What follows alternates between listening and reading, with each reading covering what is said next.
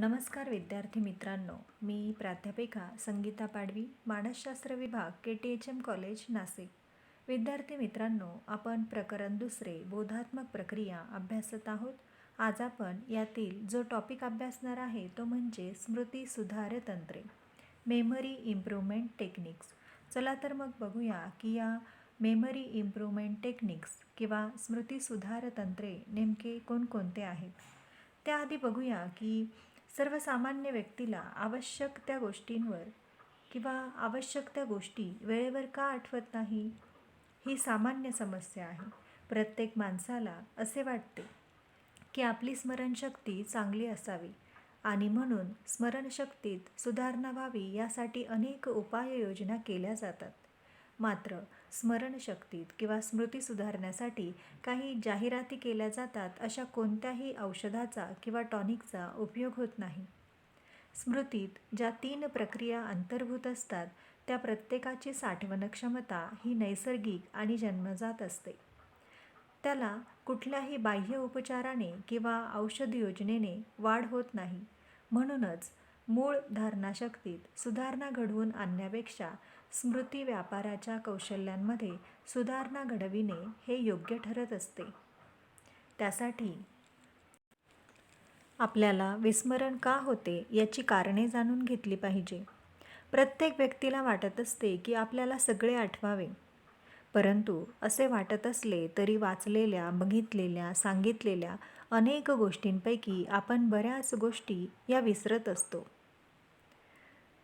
त्याचबरोबर आपण पाहू शकतो की पूर्वी ज्यावेळी लोकांच्या घरी दूरध्वनी होते आणि आतासारखे प्रत्येकाकडे मोबाईल फोन नव्हते, त्यावेळी बरेच फोन नंबर लोकांना तोंडपाठ होते. पण आता सगळे फोन नंबर फोनच्या यादीमध्ये आपण सेव्ह करून ठेवतो आणि त्यामुळे गरज भासेल तेव्हा नंबर आठविण्याचा प्रयत्न करण्यापेक्षा यादीमधून तो शोधला जातो. याचा परिणाम काय होतो की अगदी घरच्यांचे 1-2 फोन नंबरसुद्धा लक्षात राहत नाही. म्हणून शक्य होईल तितके जाणीवपूर्वक लक्षात ठेवण्याचा प्रयत्न आपण करायला हवा. त्यासाठी काही युक्त्या आहेत किंवा काही तंत्रे आहेत, ती वापरली तरी चालतील.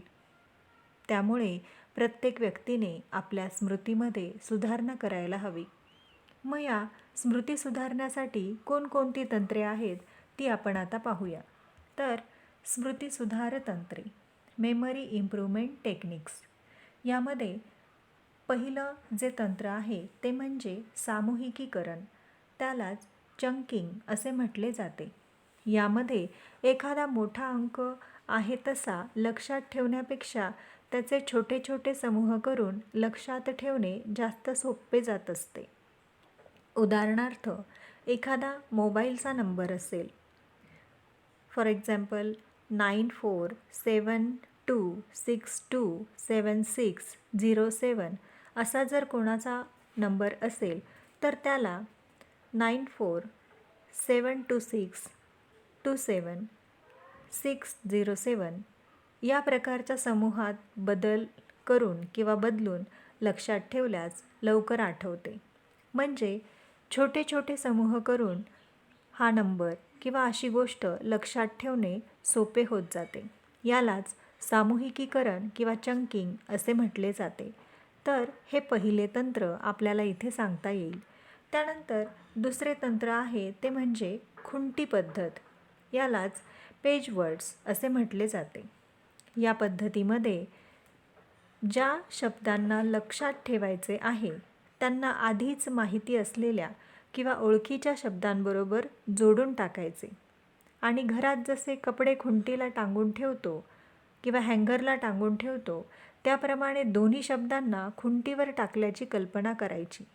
जेव्हा आठवायचे असेल तेव्हा एक एक खुंटीवरचा शब्द आणि त्याची जोडी आठवायची.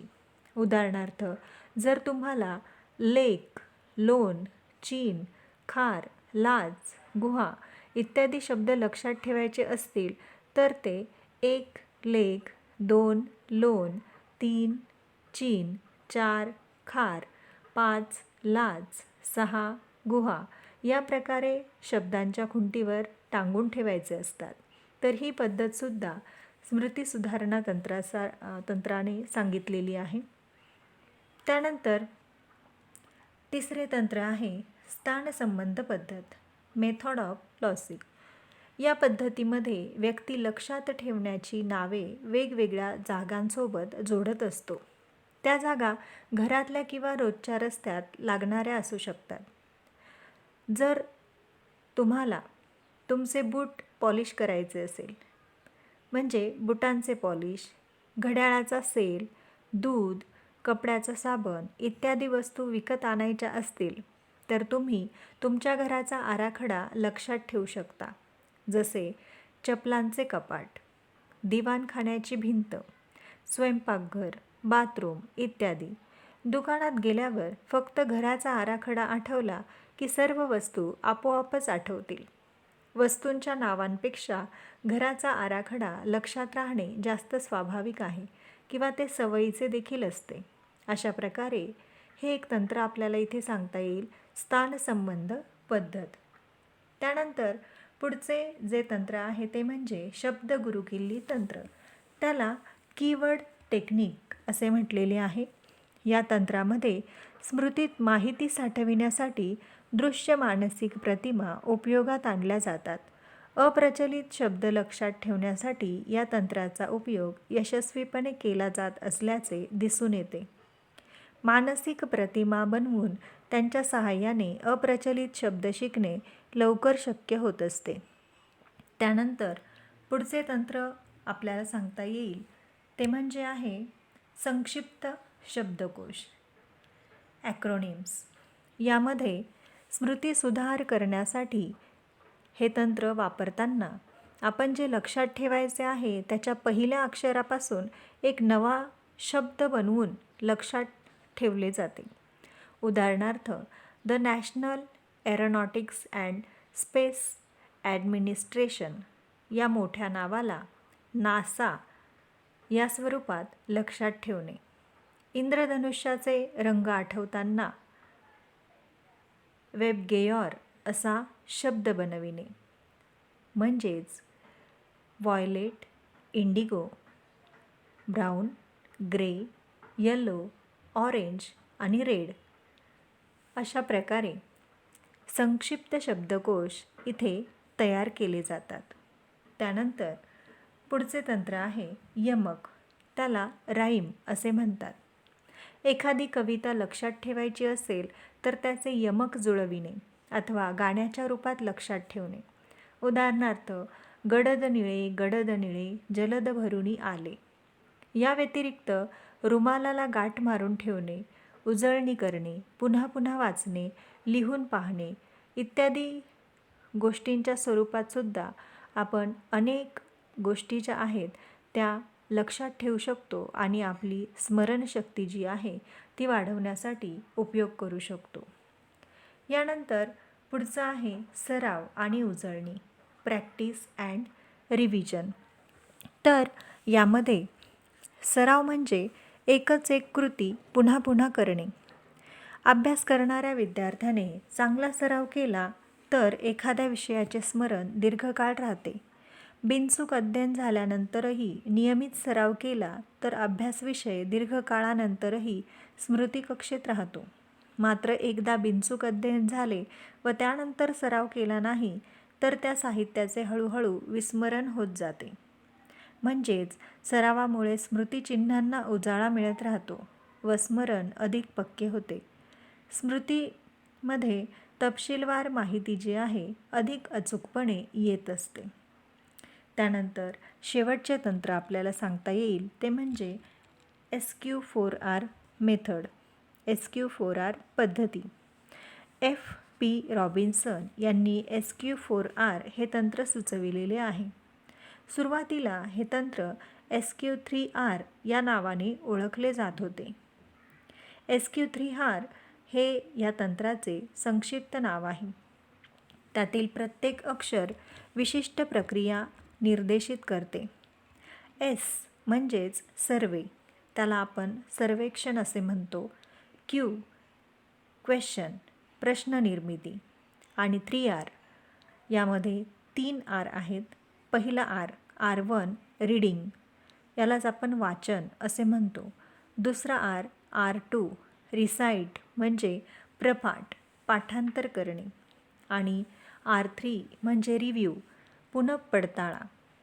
तर SQ3Rचे SQ4R हे सुधारित रूप आहे. त्याचे विश्लेषण आपण आता बघूया. सर्वेक्षण, साहित्याचा संपूर्ण आढावा घेणे. क्वेश्चन, प्रश्न निर्मिती, साहित्यातील प्रत्येक मुद्द्यांसाठी प्रश्न विचारणे व त्याचे उत्तर शोधण्याचा प्रयत्न करणे. R1 रीडिंग, वाचन, अध्ययन साहित्याचे समग्रपणे वाचन करणे. R2 रिफ्लेक्शन, प्रतिबिंबन, समग्र वाचनानंतर त्या संदर्भात प्रश्न उपस्थित करून साहित्याचे अर्थपूर्ण संघटन करणे. R3 रिव्ह्यू, पडताळा किंवा उजळणी, प्रपाठानंतर अध्ययन साहित्याचा कोणता भाग अचूक स्मरणात राहिला, कोणता अंशतः व कोणता पूर्णतः विस्मरणात गेला याचा पडताळा घेणे. या तंत्रांचे स्वरूप आपल्याला अशा प्रकारे स्पष्ट करता येईल की प्रथम अध्ययन साहित्याचा आढावा घेऊन प्रत्येक मुद्द्यांनुसार प्रश्न निर्माण करणे, त्यांची उत्तरे मिळवण्यासाठी त्या साहित्याचे समग्र वाचन करणे. वाचनानंतर साहित्याचे अर्थपूर्ण संघटन करणे. संघटित साहित्य तपशीलवार, क्रमवार आठवण्याचा प्रयत्न करणे. जे स्मरणात ते अधिक दृढ करणे व जे विस्मरणात गेले आहे त्याचा पुन्हा प्रपाठ करणे. पुन्हा पुन्हा ते पाठांतर करणे व त्याचे स्मरण होते की नाही याचा पडताळा घेणे. तर अशा प्रकारे आपल्याला इथे स्मृतिसुधार तंत्राच्या विविध पद्धती किंवा विविध तंत्रे जे आहेत, विविध टेक्निक्स ज्या आहेत त्या सांगता येतील. तर विद्यार्थी मित्रांनो, आज आपण इथे स्मृतिसुधार तंत्रे जी आहेत त्याचा सविस्तरपणे आढावा घेतलेला आहे. तर या स्मृतिसुधार तंत्रानुसार इथे तुम्हाला एक प्रश्न आहे की स्मृतिसुधार तंत्रे स्पष्ट करा. धन्यवाद. थँक्यू.